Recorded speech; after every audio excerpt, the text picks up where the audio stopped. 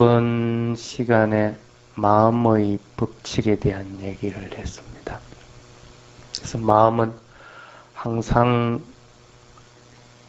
나쁜 쪽으로 기울어지기 쉽다는 얘기를 했습니다. 그래서 게으름 피우기가 쉬워지고 또 화내고 나라고 하는 것을 내세우기가 쉽다는 얘기를 했습니다. 그게 이제 마음의 법칙이다라는 걸 이제 설명을 하면서 마음의 법칙을 이해했으면 그 마음의 법칙 따라 움직이려고 하지 말고 우선 그런 것이 일어나면 멈춤이라는 기능을 사용을 해서 그 마음의 법칙 따라가지 말고 우선 그 마음을 정지하도록 해서 그것을 있는 그대로 관찰하도록 자꾸 노력을 하라 하는 얘기를 했습니다. 그래서 오늘은 그 마음의 법칙에 의해서 마음의 기능에 대한 부분을 얘기를 하겠습니다. 마음은 과연 어떤 기능들을 하고 있는가 하는 것들입니다. 만화도림 프린터물에 보면 나와 있듯이 더러워진 마음으로 말하거나 행동하면 그로 인해서 두카, 괴로움, 근심이 뒤따른다 하는 얘기 부분입니다. 이 개송은 그 짝꾸빨라라고 하는 스님에게 한 개송입니다. 그 스님으로 인해서 일어난 건데 부처님이 이제 그 안글을 지낸 곳이 가장 오래도록 있은 데가 어디냐면 사위성이었습니다. 사위성에서 얼마나 있었냐면 녹자모 강당에서 5년. 그 다음에 여러분들이 알고 있는 기원정사에서 14년. 그러니까 토탈해가 몇 년입니까? 아니 잘못했습니다. 녹자모 강당에서 5년, 기원정사에서 19년. 그러니까 24년간을 있었죠.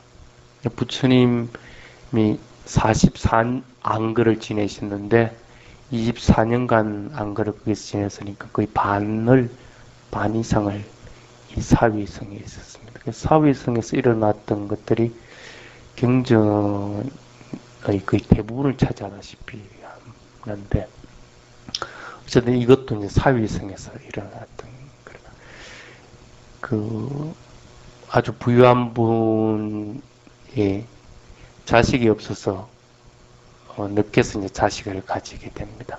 거기에서 태어난 게 이제 이 빨라라고 하는 자식입니다.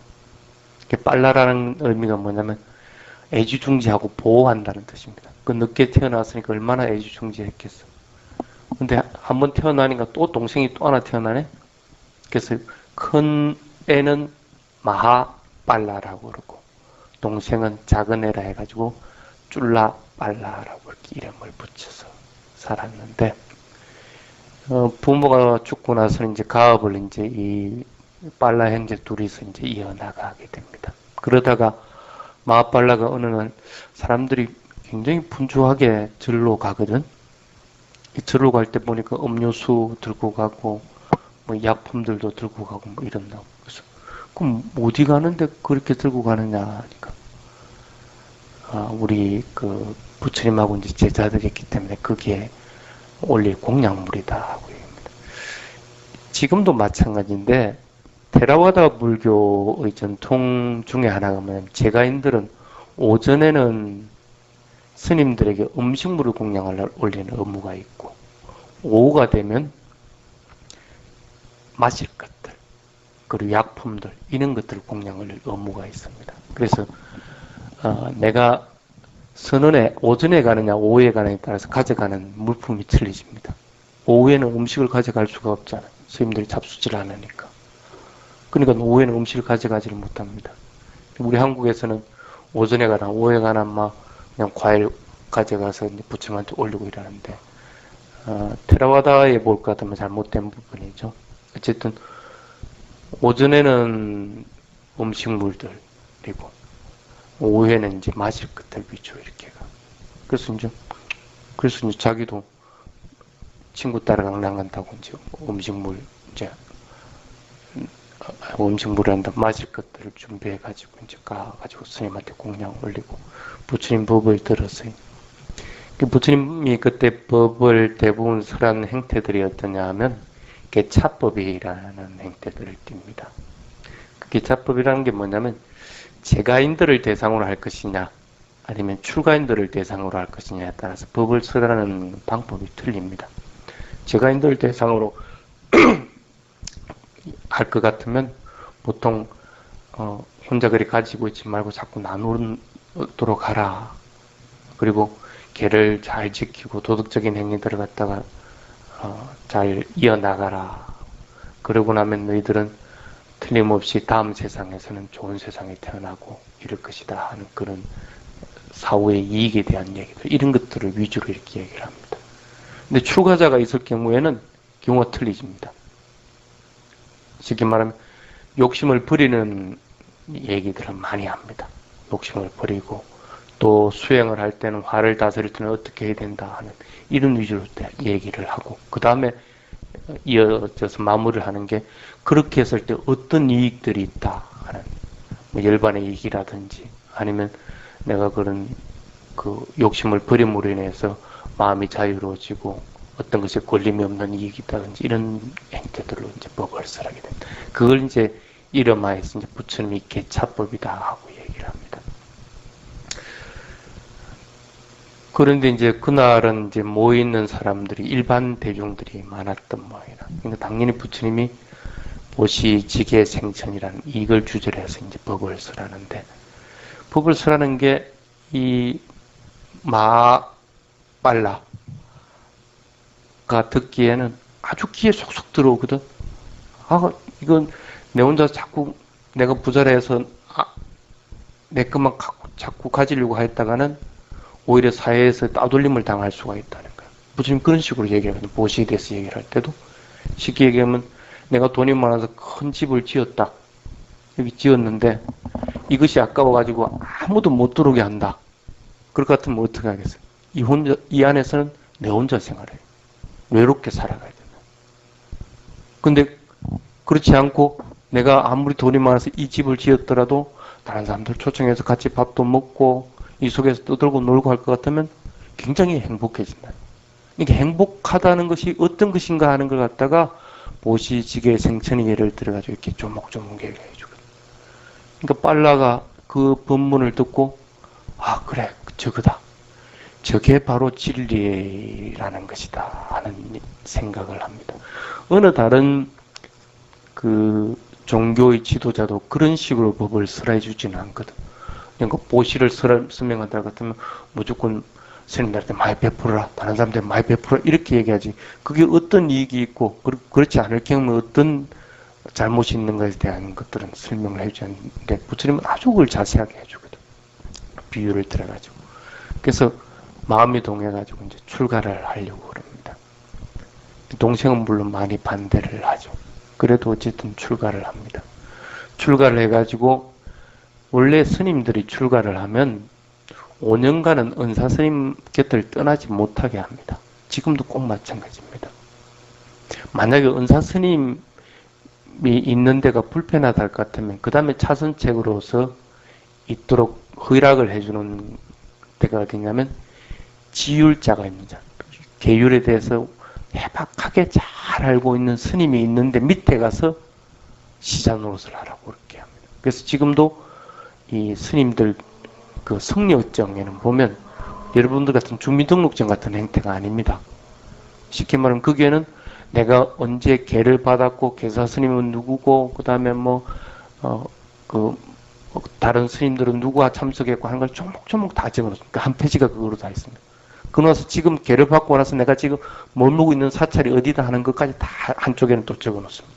그래서 그게 주지 스님 사인까지 받습니다.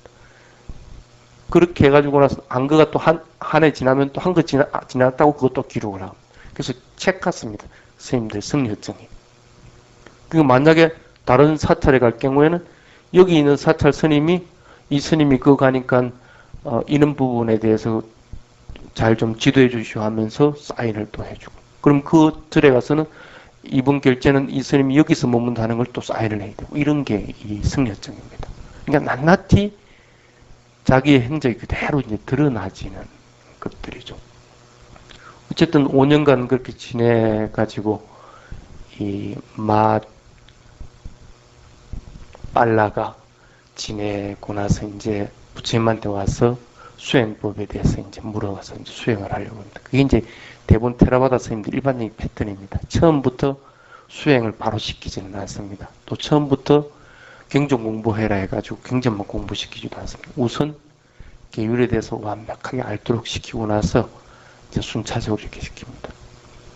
그래서 마하빨라 스님이 이제는 부처님한테 수행법에 대해서 이제 잘 듣고 나서 이제 수행하러 떠납니다. 다른 스님들하고 같이 이제 수행을 가는데 어느 마을에 가니까 스님 그 일반인들이 물어봅니다. 스님 지금 어디 가십니까? 그러니까 우리는 이제 수행하러 수행처가 적당한 곳을 찾고 있는 중입니다. 그러니까 마을 사람들이 아이고 그럼 스님들 이번 안거는 여기서 모으십시오. 그러면 저희들이 잘 그 스님들을 시봉하겠습니다. 하고 얘기합니다. 그래서 그 스님들이 그 60명 스님인데 그 마을에서 머물게 됩니다. 스님들이 머물려고 할 것 같으면 전제 조건이 있습니다. 이게 뭐냐면 스님들이 머물기 위해서는 반드시 필요한 것이 굿띠입니다. 스님들이 잘 공간이 마련이 돼야 됩니다. 요즘같이 이렇게 거창하고 좋은 것들을 얘기하는 게 아닙니다. 굿띠의 규정은 뭐냐면 12범, 7범. 가로, 세로 크기가. 그러니까 부처님 손바닥에 보면 이건 무슨 손가락입니까? 검지라고 그럽니까? 검지 두째 마디. 여기부터 시작해가지고 이거 중지라고 그러죠? 중지의 두째 마디. 여기까지를 쫙 폈을 때 길이를 갖다가 보통 한 뼘이라고 그렇게 얘기합니다. 근데 이 길이가 일반인들의 뼘의 배가 된다고 합니다. 부처님이 그만큼 손발이 컸다고 그래요. 그래서 보통 이 길이를 우리가 보통 이렇게 재보면 여기에서 여기까지를 이렇게 재보면 보통 한 12cm, 13cm 정도입니다. 보통 그렇게 됩니다. 그러니까 부처님 뼘으로 할 것 같으면 24cm, 25cm 그 정도 되겠죠. 그러니까 12범, 7범이니까 대충 계산을 해보면 2m 70에 이쪽은 뭐 한 2m 정도 되나? 하여튼 그렇게 될 거예요. 그 정도 규격입니다. 스님들 머무는 방이. 그러니까 그거보다 클 경우에는 어떤 경우에 허용이 되느냐면 스님들이 원해서 지은 게 아니고 제가인들이 신심이 나가지고 이렇게 지어줄 때는 그런 규정에 저촉을 받지는 않습니다. 그런데 스님들이 자기들이 원해가지고 지었을 경우에는 그 규정을 반드시 받아야 됩니다. 그래서 스님들이 머무는 방은 절대 화스러운 게 없습니다. 그 방에 딱 필요한 것들은 뭐냐 하면 쉽게 말하면 눕는 이부자리 그리고 베개. 그래서 대부분 그 성원에는 더운 데기 때문에 그걸 이제 이렇게 구분만 해둡니다. 만약에 이게 돌로 이렇게 깔려져 있다. 그럼 평평하다가 요만큼 조금만 높아지가지고 이렇게 스님이 누울 자리가 있게. 그리고 머리 부분은 또 그 돌을 이렇게 조금 더 높게 이렇게 만드는 그렇게 되어 있는 게 대부분입니다. 어쨌든 그런 형태들을 아주 단순하게 되어 있습니다. 그 안에 뭐 화장실도 없고 뭐 차 마시는 것도 없고 아무것도 없습니다. 딱 그것뿐입니다. 그렇게 이제 되는데 그래서 이제 이 마빨라 스님하고 다른 스님들이 이제 거기서 머무르게 된 그리고 구티가 지어지고 그 다음에 꼭 필요한 것이 뭐냐면 같이 수행할 공간 그걸 이제 위하라라고 합니다. 그 공간이 필요합니다. 그래서 다 모여가지고 수행할 수 있는 공간. 거기에는 스님도 수행하고 일반인도 수행하고 할 수 있는 공간이. 그러니까 우리나라 같이 스님은 따로 일반인 따로 이런 것이 아니고 그런 공간이. 그래서 반드시 갖춰야 되는 게 그 두 개가 반드시 있어야 됩니다. 그리고 하나 더 필요한 것이 우포사타라 해가지고 스님들이 계를 쓰라고 참여하고 뭐 또 새로운 스님들을 만들려고 하는 보살당이 있을 때 기본적으로 딱 갖춰야 되는 건 이 세 개는 반드시 갖춰야 됩니다. 어떤 경우든지 절을 만들 경우는 그걸 갖추거든. 이 신도들도 마찬가지 스님을 청해 가지고 스님들이 허락했으니까 그걸 이제 다 지어 가지고 한 거예요. 그래가지고 이제 결제가 됐는데 스님들이 앉아서 이제 얘기를 합니다. 어떤 몇 가지 방법으로 수행을 하는가 하고 토론이 붙었어요. 여러분들은 몇 가지 방법으로 수행합니까? 네 가지 방법으로 하죠. 걸어가면서 하는 수행, 앉아서 하는 수행, 서서 하는 수행, 누워서 하는 수행. 그래서 행주자와 네 가지 그 몸의 형태, 포지션으로 수행을 합니다. 그러면은 어떤 몇 가지 방법으로 또 그 수행, 그런 포지션에 맞게끔 수행을 합니까? 그러니까 앉아있을 때는 그럼 한 가지 방법으로 수행을 하느냐? 아니다. 그것도 네 가지다. 그게 뭐냐면 신수심법. 몸에 대한 관찰, 느낌에 대한 관찰, 마음에 대한 관찰, 법에 대한 관찰. 앉아있을 때도 네 가지 방법, 서있을 때도 네 가지 방법, 걸어갈 때도 네 가지 방법, 누워있을 때도 네 가지 방법으로 수행을 합니다. 이제 그렇게 이제 결론이 났어. 그러면 이번 결제는 반드시 네 가지 포지션으로 네 가지 방법으로 수행을 하자 하고 이제 스님들이 다짐을 합니다.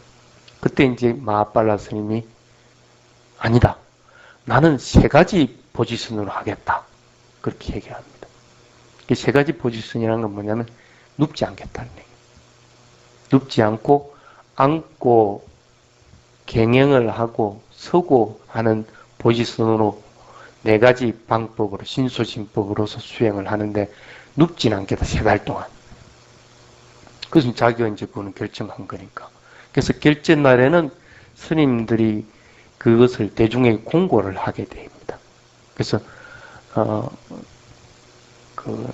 빨리 개송들이 있습니다. 쉽게 말하면 이번 결제 세 달 동안에는 어느 구역 내에서 내가 머물겠습니다.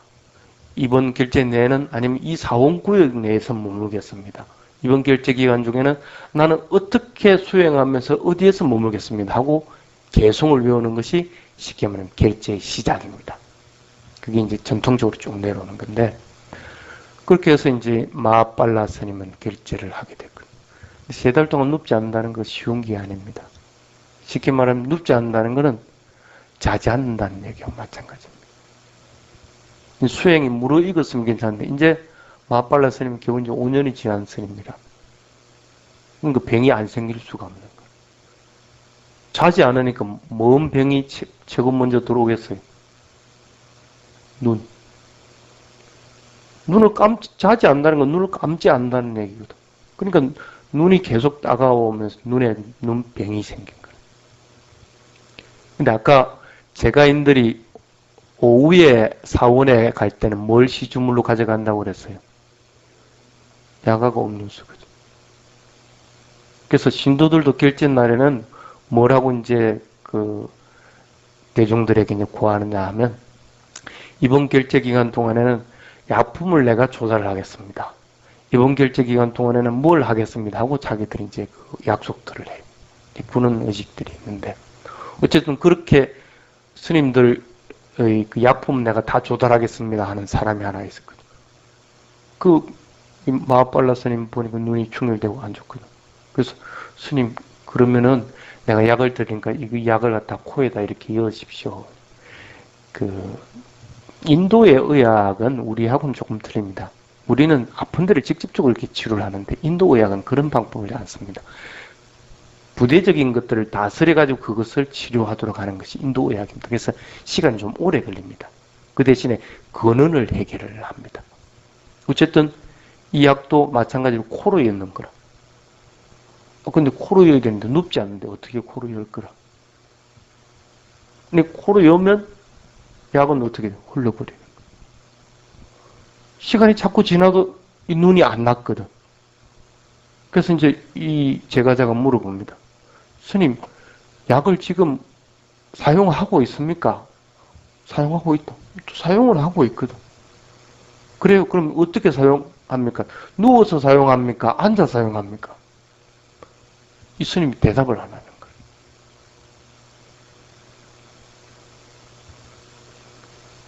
앉아 사용한다 할 것 같으면 제가인이 뭐라 하겠어요? 스님, 그러면 안 됩니다. 누워야만이 코로 이렇게 약이 들어가서 눈에 효과가 있는 것이지 앉아갖고 그거 하면 안 됩니다. 누워야 될 것 같으면 어떻게? 자기가 처음에 결제할 때 한 약속을 어겨버리게 되는 거야. 그러니까 말을 못하는 거라. 그래가지고 계속 눈이 약해지니까 제가인이 또 물어보고 또 하다가 나중에 제가인이 지쳐버립니다. 저 스님 틀림없이 약을 안 쓴다. 그래서 인자는 약을 줄 필요가 없다 싶어가지고 스님 인자는 내가 모르겠습니다. 스님 알아서 하십시오. 그래도 이 스님은 생각이 뭐였냐면 내가 처음 한 약속은 반드시 지켜야 된다. 그 약속의 의미는 무언가? 이 결제 기간 동안에 반드시 늙고 병들고 죽고 하는 것들을 해결해야 되겠다. 나는 계속해서 늙어가고 있다는 거야. 이 늙음을 멈출 수 있는 방법을 빨리 찾아야 된다. 병 들어가고 있는 거, 이 방법도 찾아야 되고, 죽어가고 있는데 죽어가는 이 방법도 찾아야 된다는 거야. 죽지 않고 늙지 않고 병들지 않는 방법을 나는 어쨌든 찾을 것이라는 마음을 더욱더 가지게 됩니다. 그래서 모든 것에 대해서 관찰하는 마음이 더욱더 깊어집니다. 그러다가 눈이 딱 실명할 때가 돼서 깨달음을 딱 이룹니다.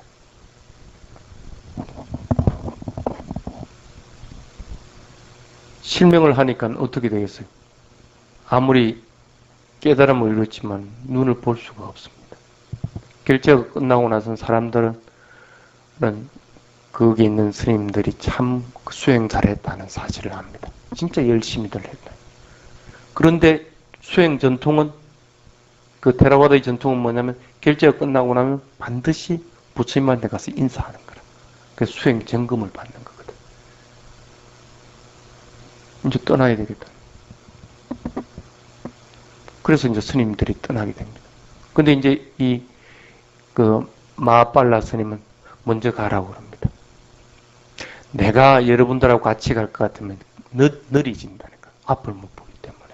그리고 가는 길이 순탄치만 않다는 거야. 숲도 지나갈 것 같으면 위험도 있고 뭐 여러 가지 야생동물들이나 아니면 뭐 도둑이나 이런 위험도 있고 근데 내 하나 때문에 다른 사람들이 피해를 보면 안 된다 싶어 전부 다 먼저 가라고 그럽니다.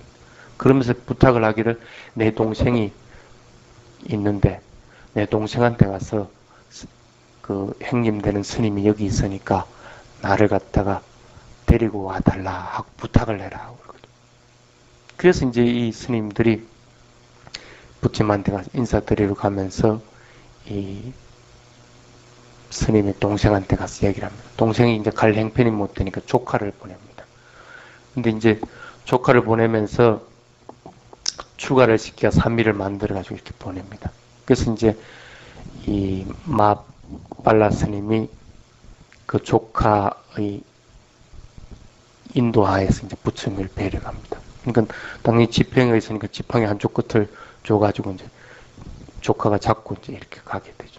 그러다가 이제 조카가 마음의 욕망들이 일어나고 해가지고 도저히 자기는 출가할 생각이 없었는데 어쩔 수 없이 삼촌 때문에 출가를 하게 됐으니까 막 가는 길에 막 그 마음 변해버립니다. 그래서 그냥 세속 옷을 갈아입고 그럽니다. 그러니까 마하빨라 스님이 니같이 그렇게 그 마음이 자주 바뀌고 계행을 지키지 않고 그러한 사람하고 내가 같이 머물 수가 없다.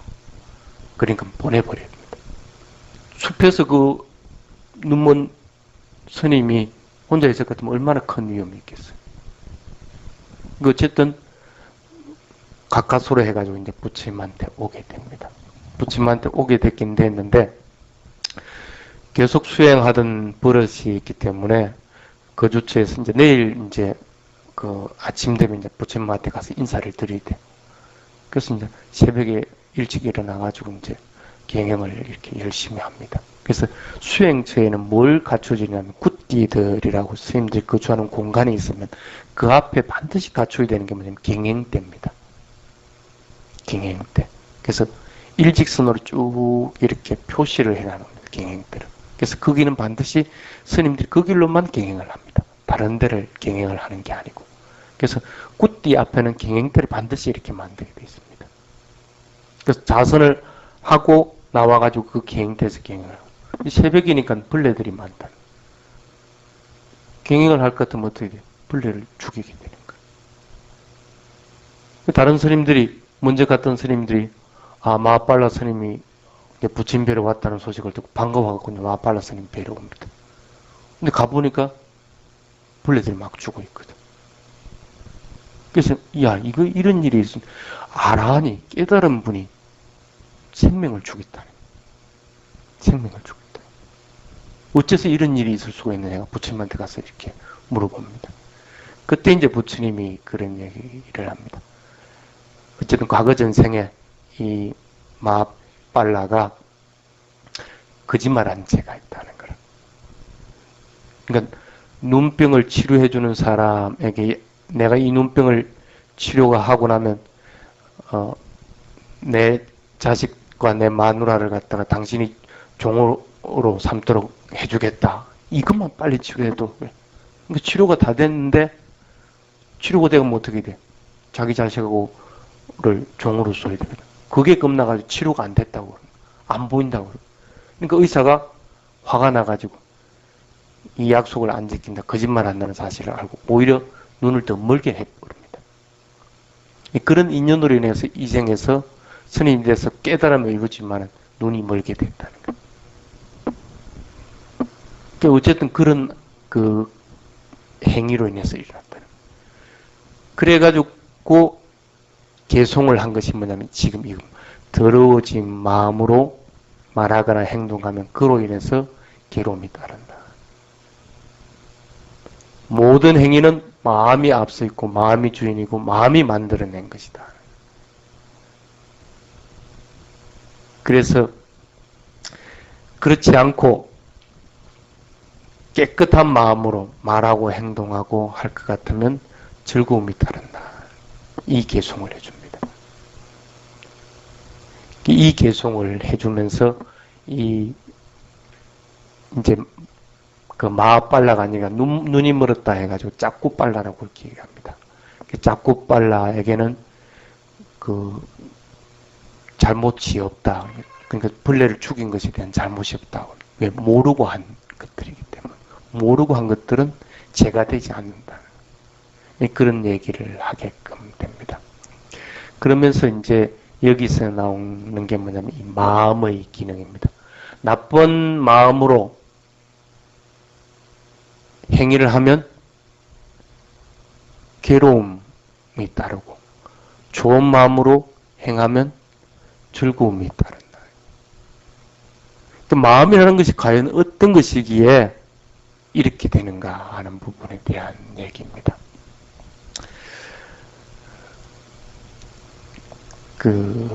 보통 쨌다나라 해가지고 의지를 말합니다.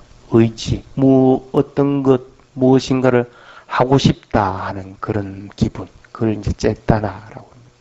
그러니까 의지가 앞서야만이 행위가 있게끔 된다.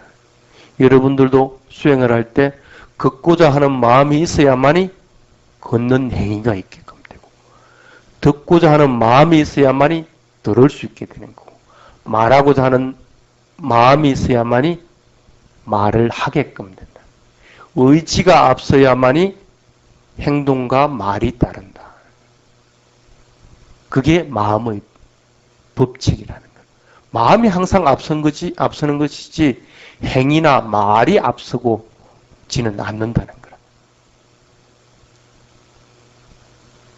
그래서 항상 마음이 우두머리 역할을 한다는 거예요. 그런데 이 마음이라는 기능은 어떤 기능을 가지고 있느냐면 즐거움을 가져오기도 하고 괴로움을 가져오기도 한다. 그게 마음의 기능이라는 거예요. 마음을 어떻게 먹느냐에 따라서 즐거움을 가져오기도 하고 괴로움을 가져오기도 한다. 몸이라는 걸 한번 여러분들 가만히 한번 보십시오.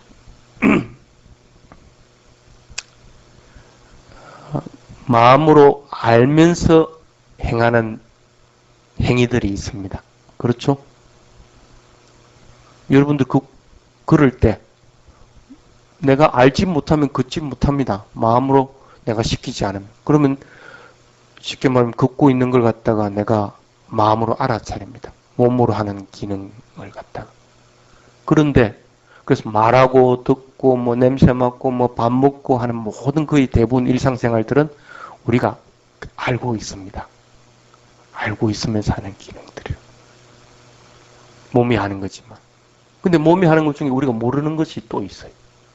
뭐가 모릅니까? 숨 쉬는 거. 내가 몰라도 숨은 자동으로 죽기 전에는 쉬십니다. 또 눈을 깜빡이는 거.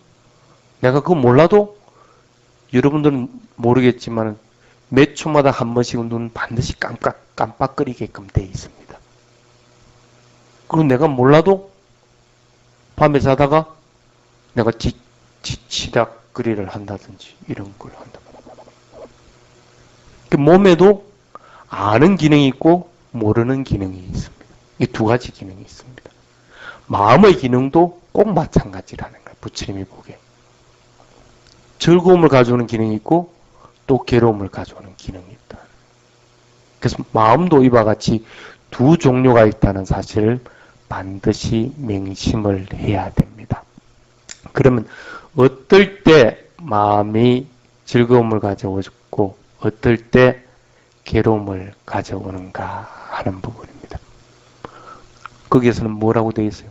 어떨 때 즐거움을 가져온다고 되어 있습니까?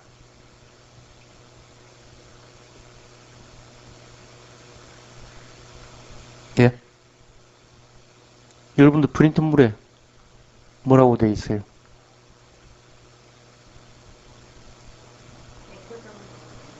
예, 깨끗한 마음으로.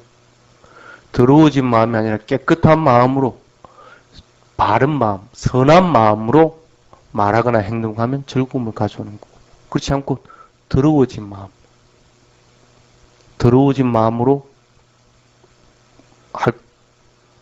말하거나 행동하면 그것은 괴로움을 가져온다. 그게 이제 이 마음의 기능 부분에 속합니다. 그런데 어떤 생명체든지 행복하고 즐겁길 바라지 괴롭고 불행하길 바라는 것이 있겠느냐는 거예요. 안 그래? 근데 왜 사람들은 다, 아니 사람들의 중생들, 모든 생명체들은 다 행복하고 즐겁지만은 않고 괴로움도 있느냐는 거라. 왜 그러냐는 거라. 그게 부처님이 보기에는 그게 마음의 법칙 때문에. 마음은 항상 깨어름지게 돼 있고, 마음은 항상 욕심을 내게끔 돼 있고, 마음은 항상 성질을, 화를 내는 것들을 가지고 있고, 마음은 항상 남을 질투하는 것들이 있게끔 되고, 그리고 인색한 것들이 있게끔 되고, 이런 것들, 마음의 법칙 때문에 마음이 두 가지 기능을 하는 것 중에 즐겁고 행복한 것 쪽으로만 가지 않는다는 거예요. 마음을 내가 마음대로 할 수 있는데, 쉽게 말하면 내가 의도하는 대로 내가 가라 할 것 같으면 내가 가는 걸 분명히 알고, 이런 것만 있을 것 같으면 어떻게 돼요? 반드시 행복해지고긴 하겠지. 근데 마음은 어땠어요? 몸의 기능에서도 내가 모르고 하는 것들이 있었거든. 자동적으로 해지는 거. 숨 쉬는 거라든지 이런 것. 마찬가지로 마음도 습관이 그렇게 들어져 있으면 나도 모르게 그렇게 일어나진다는 거. 나쁜 더러운 마음들이 일어나진다. 근데 더러운 마음이 일어나지니까 어떻게 돼? 불행하게 된다. 숙하 까마 붓다니 그렇게 합니다. 모든 존재는 행복하기를 바란다는 겁니다. 그래서 모든 존재, 어떤 존재든 생명을 가지고 있는 것은 행복하고 싶지 않는 부류는 없다는 것. 해침을 당하지 않고 항상 즐겁고 행복하기를 바란다. 그런데 안 되는 것은 마음의 법칙 때문에. 그게 이제 부처님이 보기에는 먼저 맨 처음에 깨어름입니다. 알라시안이라 해가지고 깨어름 부려. 여러분들도 그렇죠? 마음이 어떻습니까? 편안하고 가만히 있는 걸 좋아하지. 새가 빠진 노력하려고 하는 마음들은 그런 마음도 있습니다. 근데 그런 마음보다는 아무것도 안 하면 좋은 거, 이걸 찾게 돼 있다는 거. 그게 이제 부처님 보이는 깨어름이라는 거. 지금은 당장 행복할지는 몰라도, 배짱이 같이 행복할지는 몰라도, 겨울 되면 당연히 불행하게 돼 있다는 거. 그래서 그 편안하길 바라고 하는 그런 것들도 깨어름의 일종이다 하고 부처님이 얘기를. 왜? 괴로움으로 연결되니까. 그래서 그런 깨어름이 일어나면 여러분들 어떻게 합니까? 만약에 내가 뭐 하기 싫어지고 이럴 것 같으면 여러분은 어떻게 그 하기 싫은 마음들을 벗어나게 돼요? 아이, 그러면 안 돼 하면서 열심히 노력하는 수밖에 없는 거라. 그래서 게으름을 몰아내는 데는 위리하라는 거야. 노력하는 거야. 열심히 노력하는 수밖에 없다는 거야. 근데 나도 모르게 일어나는 깨어름들, 쉽게 말하면 습관화된 깨어름들, 이게 이제 문제인 거라. 그러니까 그게 깨어름이라는 생각도 없어도 뭐라. 지금 행복하고 좋으니까, 편안하니까. 그 생각만 가지고 있다는 거야. 근데 어떤 것이든 변화되는 속성을 가지고 있어. 그럼 지금 편안하고 하는 것도 거기에 머물러 있을 경우에는 게을러지는 거하고 마찬가지라. 내가 지금 수행 잘 되고 있다. 수행 잘 되고 있으니까 그냥 편안하고 좋다. 그냥 거기 가만히 머물고 있을 것 같으면 어떻게 돼? 더 이상 발전이 없는 거라. 발전이 없으면 어떻게 돼? 그거 편안한 거 그냥 항상 있으면 좋은데 그거 다 깨지거든. 수행 안 하게 되면. 그러면 오만 생각들에 시달리기도 하고 괴로움을 따라오게 된다. 수행할 때도 꼭 마찬가지야. 조용하고 편안하고 고요하기만 바래가지고는 절대 부처님이 말한 방법대로 즐거움을 계속 가져오지는 못한다. 그게 마음의 기능이라는 거야. 아, 이게 내가 깨어름이 일어났구나 사실 빨리 알아차리라는 거야. 그게 이제 마음의 하나의 기능입니다. 깨어름이라는 거. 그 다음에 또 마음의 법칙 중에 또 뭐가 있다고 그랬어요? 화내는 거, 썩내는 거. 얘기했죠? 성내는 것들이 항상 있습니다. 성내는 것들은 여러분들이 대부분 잘 알고 있는 부분입니다.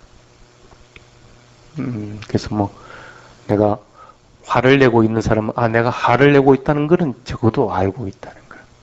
그렇죠? 근데 왜 그걸 멈추지를 못합니까? 화를 일어나는 거. 왜 안 멈춰져? 화가 일어났을 때. 화 속에서 계속 있다 보면 화가 증폭되니까 화가 안 멈추는 거라. 근데 만약에 화가 일어났다고 하더라도 아니면 화가 일어날 때라든지 마음이 자비로운 마음이 탁 생겨날 것 같으면 어떻게 되겠어요? 화가 일어나다가 탁 가라앉아 버린 거예요. 자애로운 마음이라는 것은 쉽게 말하면 불이 이렇게 나 있는데 찬물을 탁 끼얹는 거와 마찬가지라. 항상 자비로운 마음, 사랑하는 마음들. 그 남녀간에 한번 봐봐. 사랑하는데 언제 싸울고 화내고 할 시간이 있어. 사랑할 때는 전혀 몰라. 사랑만 있으면 절대 화내고 싸우지를 않는다는 거야. 그 부부간에도 마찬가지라. 싸우고 하는 거는, 화내면서 싸우는 거는 사랑하는 마음이 그때 없기 때문에 그러는 거야. 그래서 화가 일어나는 마음이, 그 마음의 법칙이니 어쩔 수 없이 화가 일어난다는 거라. 그럴 때는 어떻게 해? 마음의 기능을 어떻게 잡아야 돼? 바른 쪽으로 인도하려면 마음의 기능은 즐거운 기능도 있고 괴로운 기능도 있는데 괴로운 기능으로 안 가고 즐거운 기능으로 가려면 어떻게 해야 돼? 자애를 자꾸 키우는 수밖에 없는 거예요. 그래서 화가 일어날 때는 자비라고 하는, 자애라고 하는 것들을 자꾸 만들도록 자꾸 노력을 해야 돼요. 분노라고 하는 것들은 어떤 것들이냐 하면 그 일어나는 대상이 싫다는 거라. 싫다는 거라. 싫기 때문에 이거 그냥 안 보고 싶다는 거라. 벗어나고 싶다는 거라. 그래서 일어나는 게 화라. 근데 우리가 만약에 그 대상을 안 보고 싶을 때가 안 봐집니까? 원수 같은 놈이 있다 해가지고 그거 안 보고 살 수 있습니까? 물론 그렇게 살 수도 있습니다. 그런데 진짜 안 보고 살 수 있다는 보장을 어떻게 하느냐는 거라. 우연이라도 안 만다는 보장을 어떻게 하느냐. 그거는 모른다는 거라. 자신이 만나기 싫은 대상이다. 싫은 대상이라고 느낀다 해가지고 배척한다 해가지고 배척되지는 것은 아니라는 거야. 극단적인 경우도 그런데 가족 중에 뭐 싫은 놈이 있다 해가지고 그거 안 보고 살 수 있나? 그럼 가족이 안 할 수가 있나? 그러지는 못한다는 거야. 그래서 화를 다스릴 때는 다른 거 하셨다는 거야. 자비, 사랑하는 마음을 자꾸 키워줘. 왜? 분노라고 하는 것은 파괴하는 기능을 가지고 있습니다. 파괴하는 기능이 자꾸 커지면 문제가 더 커져 버린다는 거예요. 그래서 그 기능이 일어나기 전에 마음의 기능에서 반드시 키워줘야 되는 게 메타 바와나, 자애로운 마음들, 자비로운 사랑하는 마음들을 갖다 자꾸 키워주라는 거예요. 그게 마음의 바른 기능이에요. 그렇지 않으면 그 기능을 키워주지 않으면 어떻게 돼? 괴로움으로 빠진다는 거예요. 나쁨, 더럽혀진 마음으로. 분노를 일으킨다는 것은, 싫은 마음을 일으킨다는 것은 이미 마음이 더러워진다는 거예요. 그래서 더러워진 마음으로 할 것 같으면 괴로움에 빠진다는 사실이에요. 근데 참 이게 쉬운 것 같아도 쉬운 것은 아닙니다. 특히 이제 요즘 같은 그 다원화주의적인 사회에서는 굉장히 힘든 부분입니다. 뭐 쉽게 말하면 이슬람 분리주의라든지 이렇게 원리주의, 원칙주의를 잘 아는 부류들은 대부분 보면 분노의 성격들이 강합니다. 완해의 성격들. 왜? 이것은 맞고 이것은 틀리기 때문에 틀린 것은 싫다는 거예요.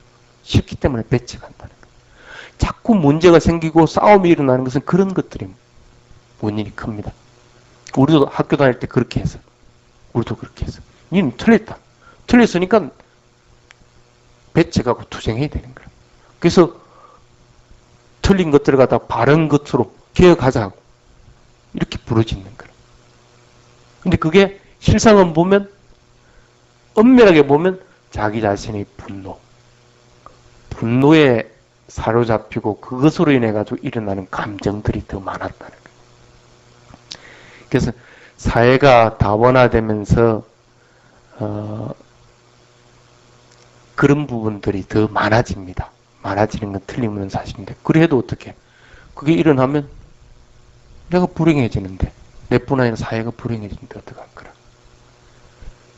행복해지기 위해서는 반드시 키워야 되는 것이 그래서 자애다 하고 이제 부처님이 이야기합니다. 그 다음에 또 마음의 법칙 중에서 일어나는 것들이 뭐라고 그랬어요? 게으름과 분노, 한엠 말고 질투하는 것이라고 그랬죠. 이사라고 합니다. 질투하는 것. 질투는 쉽게 얘기하면 사돈이 논사하면 배 아프다는 거예요. 남이 잘 되는 거 보면 내가 쇼크를 받는다는 거예요. 질투한다는 거예요. 그거입니다. 질투한다는 거. 근데 요즘은 그게 이제 현대사회가 되면서 더 도가 지나쳤어. 특히 이제 요즘은 여자들 보면, 야, 참, 저런 행태의 질투도 있구나 하는 생각이 듭니다. 예를 들어볼까요? 내가 오늘 뭐 백화점에 가서 큰 맘 먹고 옷을 하나 샀는데 딱 여기 선언에 와보니까 내하고 똑같은 옷을 누가 하나 입었거든. 그러면 여자들은 질투합니다. 자기보다 우월해서만 질투가 일어나는 게 아니고 자기하고 동등해도 질투가 일어난다는 거예요. 옛날에는 그러지는 않았겠지. 어쨌든 간에 질투라고 하는 것은 남이 잘 되는 것에 대해서 자기 자신이 받는 스트레스를 얘기합니다. 근데 그렇게 질투가 일어나면 어떻게 돼? 당장 뭐 에이 이 옷 안 입어 하면서 그냥 옷을 찢어버리지. 안 그러면 집에 가서 다시 안 보게끔 어디 처박아버리고 그러면서 화가 일어나다. 그리고 뭐 다른 사람에게 뭐 피해를 준다든지 이렇게 이제 일어나다. 질투가 일어나도 마찬가지. 그 참 고치기가 힘이 드는 것은 틀림없습니다. 그런데 그걸 고칠 수 있는 방법은 다른 것이 아닙니다. 기뻐해 주는 거, 함께 기뻐해 주는 거, 방법밖에. 내하고 똑같은 옷이면 이건 우리 쌍둥이같이 얼마나 좋냐. 이렇게 같이 기뻐해 주는 마음만 있으면 질투는 안 일어난다는 거예요. 그걸 이제 묻디따라고 합니다. 함께 기뻐한다. 그런 질투하는 마음들이 이사라는 감정이 나오면 반드시 묻디따로서 대처를 해줘야 된다. 그런 마음의 기능이 나와야만이 행복하게 되는 것이지 안 그러면 마음이 더러워져서 불행하게끔 괴로움을 일어나게끔 된다. 그런 그 다음에 또 마음의 법칙 중에 일어나는 것들이 마찰이야라고 합니다. 인색한 것들. 인색한 것들. 그러니까 쉽게 말하면 구두쇠래, 구두쇠. 안 주려고 하는 것. 그런 것들이 일어납니다. 근데 물론 뭐 안 주는 것도 좋습니다. 그런데 아까도 비유를 했지만은 안 준다 해가지고 안 줄 수 있는 게 아닙니다. 그렇게 되면 자기는 점점 더 고립됩니다. 이것은 내 것이니까 아무도 가져가지 마. 딱 할 것 같으면 그럼 그거는 지 혼자 사용해야 한다는 거죠. 물건이면 괜찮은데 그게 만약에 사회라고 생각을 하면 어떻게 되겠어요? 친구가 안 만들어지는 거라. 그러면 내가 필요할 때 그쪽에 가서 도움을 청하지도 못할 뿐 아니라 내가 외로울 때도 그 사람들이 나에게 도움을 주지도 못한 거라. 인색할 것 같은. 쉽게 말하면 이거 내 것이니까 당연히 여기 들어오지 말까 하면 다른 사람이 못 들어옵니다. 그건 틀림없는 사실입니다. 그렇지만 그렇게 해서 일어나는 것들이 얼마나 많냐는 거예요. 그럼 지 혼자서 그 방 안에서 어떻게 할 건데? 사회생활 안 하고 그러면 그것을 가만히 있을 건가? 사회는 그렇게 될 수가 없습니다. 서로 교류가 돼야 되는 거라. 그렇지 않으면 사회라고 부르지를 못한다는 거. 그래서 인색해가지고는 지 혼자서는 잘 살지는 몰라도 사회생활을 할 때는 절대 바르게 살아가지지 못한다는 거. 사회에서 또 인정받고 또 버림을 받지 않으려고 할 것 같으면 공유하는 수밖에 없다. 서로 분담하고 나누는 수밖에 없다. 그래서 인색한 것을 몰아내기 위해서는 반드시 나누도록 하라. 나누는 것들을 즐겨하라. 그래서 공유하려고 하고 분담하려고 하는 마음들을 가져야 된다. 내가 아무리 뛰어나고 잘났다 해가지고 예를 들어서 모든 걸 다 내 혼자 한다 할 것 같으면 일이 굉장히 많아집니다. 그것에서 오는 스트레스는 한량 없습니다. 그럼 어떻게 해요? 지가 스트레스 안 받고 좀 여유롭게 지내고 행복하게 지내려면 그걸 나누는 수밖에 없는 거예요. 일도 나눠야 되듯이 마찬가지로 자기가 가진 것들도 나눠야 되는 거고 자기의 지식도 같이 나눠야 되는 거고 모든 것들을 자꾸 나누려고 해요. 그래야만이 그걸 우리는 뭐라고 그럽니까? 사회라고 얘기를 하는 거예요. 그걸 이제 불교에서 말하는 바른 공동체다 하고 이제 얘기를 하게 됩니다. 그것뿐 아니라 마음의 법칙 중에 또 가장 또 중요한 것들이 뭐냐면 나라고 하는 것, 마나라고, 아만이라고 그러죠. 내가 최고다. 나라고 하는 것. 그런 것들이 있습니다. 나라고 하는 것들이 일어날 것 같으면 다른 사람에 대해서 자꾸 배척을 하려고 합니다. 그러다 보면 혼자 자꾸 고립을 하게끔 됩니다. 그래서 나라고 하는 기능들은 되도록이면 죽이도록 해야 됩니다. 그 대신에 어떤 마음들을 그러면 가져야 되겠어? 나라고 하는 것들이 자꾸 일어나면 나의 것, 나의 가족 이런 것들이 평등한 마음을 가질 수 없는 거죠. 그걸 이제 묻딛다라고 합니다. 나와 남이 다르지 않다. 똑같은 존재다. 그 사람도 똑같이 행복하기를 바라는 거고 나도 행복하기를 바라고 나도 해침을 받지 않기를 바라고 그 부류도 해침을 받지 않기를 그래서 모든 부류들을 평등하게 자꾸 대하려고 하는 마음을 가지고 내 자식이 귀엽다가 남의 자식이 안 귀여워야 되는 법이 없다. 똑같이 자꾸 대하려고 하는 마음들. 그렇게 해야만이 나라고 하는 암안을 갖다가 누를 수가 있다. 그 다음에 마음의 법칙 중에서 일어나기 쉬운 것이 뭐냐면 후회하는 것. 이래서는 안 되는데 후회라는 것은 뭡니까? 과거로 자꾸 돌아가는 겁니다. 근데 후회해가지고 물론 그 후회하고 참회하고는 틀립니다. 참회라는 것은 그 부분에 대해서 돌이켜가지고 반성해가지고 다시는 저지르지 않도록 나아간다는 의미인 것이지 후회라고 하는 것은 그걸 계속 곱씹으면서 거기에서 침체된다는 뜻입니다. 그러니까 자살을 하기도 하고 비관을 하기도 하고 이렇게. 근데 이런 후회가 일어날 것 같으면 전혀 나에게는 도움이 안 됩니다. 그래서 그런 후회가 일어날 때도 마찬가지로 내가 자꾸 긍정적으로 밝게 하는 것들 이런 것들을 자꾸 키워줘야 돼요. 그래서 일상생활을 할 때 부정적인 것보다는 긍정적인 생각을 자꾸 가지라. 그리고 어두운 것보다는 밝게 마음을 가지라. 그 꿋꿋자라고 하는 후회 부분을 갖다가 자꾸 드러내기 위한 방법. 그게 마음의 법칙이고 그 마음의 법칙에 따라서 마음이 좋은 기능도 하고 나쁜 기능도 한다. 그럼 어차피 우리는 행복해지길 바라고 할 것 같으면 어떻게 해야 돼요?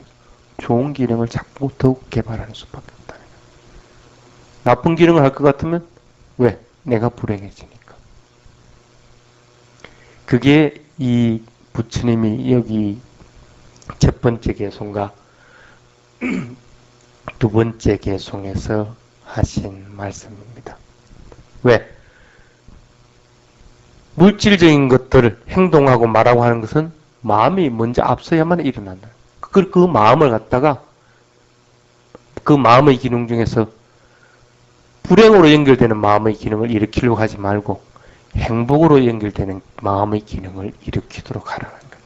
그래서 자꾸 밝고 그 긍정적인 마음을 가지고 또 남에게 같이 공유하고 베풀려고 하는 마음을 가지고 또 사랑하는 마음을 자꾸 가지고 평등한 마음을 가지고 이런 마음들을 자꾸 가지고 그래서 그걸 정립해 놓은 것이 뭐냐면 행복하기를 나가 행복하기를 또 다른 사람이 행복하기를 또 그것뿐 아니라 내 자신이 괴로움이 없기를 또 다른 사람이 괴로움이 없기를 내가 원하는 것이 이루어지기를 다른 사람이 원하는 것이 이루어지기를 또 내 자신이 지혜롭기를 다른 사람이 지혜롭기를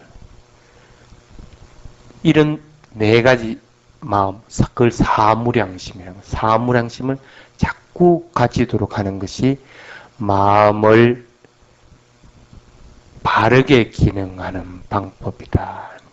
최종적으로는 우리가 모든 물질적인 것들 이런 것들은 마음이 앞서서 일어나는 것들입니다. 그 마음 먹기에 따라서 이렇게 되고 저렇게 되기도 한다. 마음 나름이라는 거라. 그럼 우리는 어떻게 해야 된다는 건 자명한 사실이야. 왜? 우리도 같은 중생이 돼. 중생들은 생명이 있는 것들은 누구든지 행복하기를 바라는 것이지 불행하기를 바라지 않는다. 그럴 것 같으면 행복해라는 거야. 행복하도록 하라는 거예요. 그게 이제 사무량심을 닦아야 되는 이유입니다. 그 사무량심을 닦고 하면서 그것만으로서는 또 존재를 할 수가 없습니다. 왜? 뭐 쉽게 말하면 내가 행동하면서 내가 행복하기를 이렇게 항상 하고 있을 수는 없잖아. 행동할 때는 행동을 해야 되는 거라. 내가 밥 먹을 때는 밥을 먹어야 되는 것이지 밥 먹으면서 원하는 것이 이루어지기를 이렇게 할 수는 없는 거 아니라. 그럼 어떻게 해야 되느냐는 거야. 가만히 멈춰 있을 때 사무량심은 닦아야 되는 거예요. 사무량심은 움직이면서 닦을 수 있는 것은 아니다. 경행하면서 사무량심을 닦을 수 있습니까? 못 닦죠. 그럼 언제 사무량심을 닦을 수 있습니까? 앉아있을 때나 누워있을 때나 서있을 때 이럴 때는 사무량심을 닦을 수 있습니다. 근데 서있을 때는 서있는 건 오래 할 수가 없습니다. 그럼 사무량심을 오래도록 닦을 수가 없습니다. 누워있을 때는 편안함이 강합니다. 그렇다면 사무량심을 닦기에는 부적합합니다.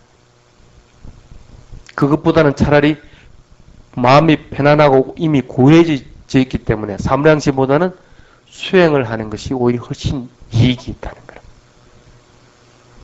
그 대신에 앉아있을 때는 대부분 우리 앉아있으면 30분 아니면 1시간씩은 앉아있는다는 거예요. 그럴 것 같으면 맨 처음 해야 되는 것은 사무량심을 닦는 수행을 먼저 하고 그 다음에 일상적인 사마타든 위파사나 수행에도 수행으로 들어가는 것이 합리적인 방법이에요. 그래서 대부분 수행 지도하는 스님들이 처음에 초심자가 올 것 같으면 뒤에는 그렇게 안 시킵니다.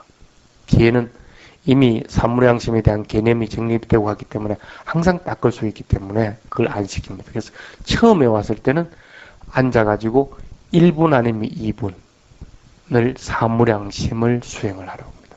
앉아가지고 행복하기를 하는 마음을 지극정성을 내고 그 다음에 또 다른 대상에게 행복하기를 하는 마음을 내고 모든 이들이 행복하기를 하는 그런 마음을 내고 이런 수행을 자꾸 닦도록 해줍니다.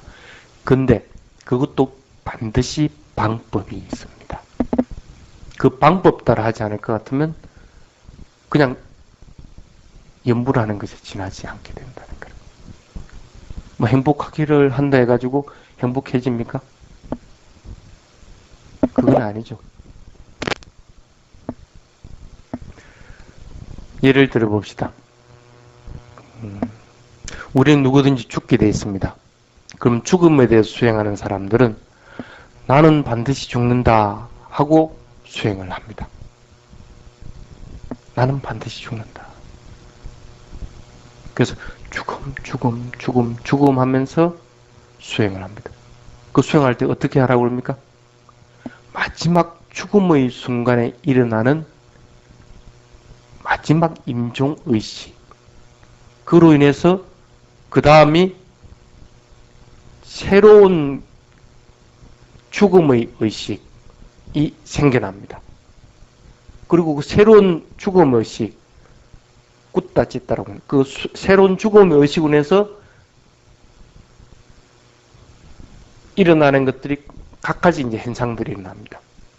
쉽게 말하면 사람이 뭐 환청이 들린다든지 아니면 그냥 죽은 친지가 보인다든지 그렇지 않으면 아주 행복한 음악 소리가 들린다 이런 것들이 이제 보인다. 그런 것으로 인해 가지고 그 다음에 새로운 재생 연결식이 일어난다. 이게 순차적으로 이렇게 일어나지게 됩니다. 아주 짧은 찰나 동안에 죽음에 대해서 맹상을 하는 자는 이것을 수행을 하도록 합니다. 쉽게 말하면 내가 죽음 한데 가서 그 맹칭에 붙잡혀 있으라고는 하질 않습니다. 죽음의 마지막 순간에 일어나는 마음, 이걸 관찰 대상으로 하게 됩니다. 마찬가지로 자해 수행을 한다. 메타 바와나거든. 내가 행복하기를 하고 있다. 그러면 어떤 수행을 해야 되겠어요? 행복한 순간에 일어나는 마음의 상태를 관찰 대상으로 해야 된다는 거예요.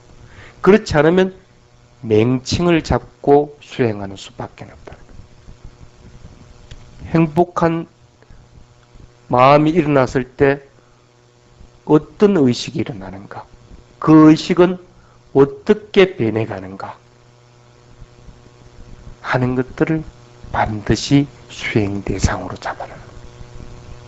그래야만이 수행 대상 자체가 변해간다는 사실을 알게 됩니다. 그래서 그 행복이라고 하는 것, 그런 것도 오래 머무는 것이 아니라는 사실을 알게 됩니다. 그래서 최종적으로는 사무량심을 닦을 때는 최종적으로 가야 되는 것이 무디답니다. 어떤 경우든지 평온한 마음을 유지하도록 만들어주는 방법. 그렇게 이어지게 되는 것이지. 그렇지 않으면 그냥 행복하기를 하는 거기에만 붙잡혀 있어요. 실제적으로 그렇게 하다 보면 내가 행복해지지도 않을 뿐 아니라 다른 사람들이 행복해지는 것도 아니라는 거예요. 간혹은 됩니다. 지극정성으로 하다 보면 그 행복해지는 맹칭에 붙잡힌 게 아니라 마음은 진짜 행복한 의식에 잡혀 있습니다. 그럴 경우에는 그 마음이 방사가 됩니다. 그거는 맹칭에 붙잡힌 것이 아니라 그 마음에 가 있기 때문에 가능한 부분이에요. 그런 경우가 아닐 것 같으면 자해수행도 공연불에 지나지 않게 된다. 그렇기 때문에 처음 수행하는 자에게는 반드시 1분 아니면 2분만 하라고 합니다. 왜? 그 상태까지 넘어가지 잘 않기 때문에. 그런 상태가 된다고 하더라도 맹심해야 되는 것은 1분, 2분 이상을 넘기면 안 된다. 왜? 어차피 여러분들은 위파사나 수행을 해야 됩니다. 자해 수행을 한다. 만약에 예를 들어 그러면 자해 수행은 대상에 대해서 함몰을 해야 됩니다. 깊이 있게 들어가야 된다는 것. 깊이 있게 들어간다는 것은 찰나 삼매를 개발하는 것이 아니라 깊은 삼매를 개발하게끔 된다. 선정도 초선정으로 남에서 머무는 게 아니고 사선정으로 넘어가야 된다. 최종적으로 개발하는 건 그거라. 사선정까지 가는 것. 그리고 깊은 삼매에 들어가는 것. 그래서 그 대상을 다 오롯이 할 것 같으면 그 대상이 변하지 않고 오롯이 그 대상 하나만 있는 그걸 관찰하게끔 되는. 그러니까 만약에 행복하기를 한다. 그럼 그 행복이라는 그 대상에 그대로 붙잡히게 돼요. 그렇게 해서 하루도 좋고 이틀도 좋고 일주일 좋고 이렇게 삼매에 쭉 빠지게 됩니다. 그 순간은 좋은데 깨어나고 나면 큰 이익은 없다는 것. 그리고 위파사나 수행하는 자는 반드시 본삼매로 넘어가서는 안 됩니다. 또한 선정도 1선정 이상으로 넘어가서는 안 된다는 것. 찰나간에 자꾸 삼매가 연결되어야 되는 것이고 그런 자나도 항상 네 가지가 동시에 다 있어야 되는 것. 윗닦아, 윗자랍라고 하는 것, 삐띠라고 하는 것, 수카라고 하는 것, 에카가트라고 하는 것, 5가지 요소는 항상 나타나야만이 수행을 지속적으로 해나갈 수 있는 거라. 그러려면 초선정에 있어야 돼. 초선 이상 넘어가면 안 된다는 거야. 그러니까 어떻게 돼? 사선정까지 넘어가면 안 된다. 이게 바로 4가지 사무량심의 위험성이라는 거야. 그래서 처음에 초심자들에게는 이 수행법을 가르쳐 줍니다. 가르쳐 줘가지고 의도적으로라도 자꾸 자해의 마음들을 펼치게 하고 남과 같이 더불어서 살려고 하는 마음을 일으키고 또 인색한 것들을 자꾸 몰아내려고 하고 후회하는 마음들을 없애려고 하고 이렇게 자꾸 방향을 틀어줍니다. 틀어주는데 그것도 일정 부분까지만 하라고 합니다. 일정 부분이 넘어가 버리면 함몰되기 때문에 그래서 어느 정도 수행이 지나고 나면 이 수행의 예비 단계 4가지는 하지 말라고 합니다. 하지 말고 바로 윗바사나라. 그것을 하면 할수록 윗바사나로 전환하기가 자꾸 힘들어진다는 거예요. 그래서 여러분들은 평소에 그러면 어떻게 해야 되느냐? 앉아서 자해수행을 하고, 그러니까 내가 행복하기를, 다른 사람이 행복하기를, 괴로움이 없기를, 괴로움이 없기를, 뭐 이런 식으로 모든 것이 이루어지기를, 이런 마음들을 이렇게 어느 정도 가지다가도 그게 맹칭에 붙잡히지 말고 그때 일어나는 의식에 자꾸 두려고 해야 된다. 그때 마음에 두려고 해야 되고, 그러고 나서는 그것이 1분, 2분 하고 나서는 중단을 딱 해야 된다. 중단하고 나서 그 마음으로 해서 이미 찰나산매가 개발되어 있어버리면 그 대상을 명확하게 알아차리는 마음이 자꾸 있게 된다. 그런 마음으로 해서 바로 윗바사나를 뛰어들어야 돼. 그래서 걸어갈 때는 걸어가는 상태를 갖다 관찰하려고 하고, 또 앉아있을 때는 일어나는 현상들, 가장 두드러진 현상들, 내 앞에서 가장 강하게 일어나는 대상들을 있는 그대로 자꾸 관찰하는 훈련들, 그렇게 자꾸 만들어주는 것이 바른 수행이다 하는 사실을 알도록 됩니다. 마찬가지로 여러분들도 이제는 이 개송을 통해서 마음의 기능에 대한 것들은 이해가 됐을 겁니다. 마음은 항상 나쁜 쪽으로 빠지기도 하고 바른 쪽으로 빠지기도 합니다. 그럴 것 같으면 정해져 있습니다. 마음은 바른 쪽으로 빠지도록 자꾸 노력을 해야 됩니다. 그걸 일상 습관화되도록 자꾸 만들어야 됩니다. 근데 수행을 할 때는 일상 습관화되도록 할 때는 그 방법을 쓴다고 하더라도 수행을 할 때는 그 방법을 오래도록 쓰지 말아라. 그 방법을 쓰더라도 그것의 맹칭에 붙잡혀 있으려고 하지 말고 반드시 그때의 의식에 마음이 가도록 자꾸 하라. 그것도 1분, 2분만 하고 바로 지금 현재 일어나는 대상, 호흡이면 호흡, 아니면 생각이면 생각, 그 다음에 행동이면 행동, 이런 것에다가 마음이 자꾸 가도록 해야 됩니다. 왜? 모든 것들은 변하고 있기 때문에. 변하지 않을 것 같으면 그럴 필요가 없습니다. 변하지 않을 것 같으면 맹칭을 붙잡고 있어도 되고, 일상생활 할 때 오로지 그런 마음만 계속 가져도 됩니다. 쉽게 말하면 화두라고 하는 거 무하고 그게 붙잡혀도 됩니다. 그런데 실상은 그렇게 되지 않는다는 거예요. 모든 것은 변화가고 있다는 거예요.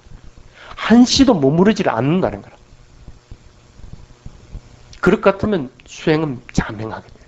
지금 현재 일어나는 대상, 변해가는 대상을 수행 대상으로 해야 되는 것이지 다른 것을 대상으로 해서는 안 된다는 거예요. 이해하겠습니까? 그렇게 하면 머지않아서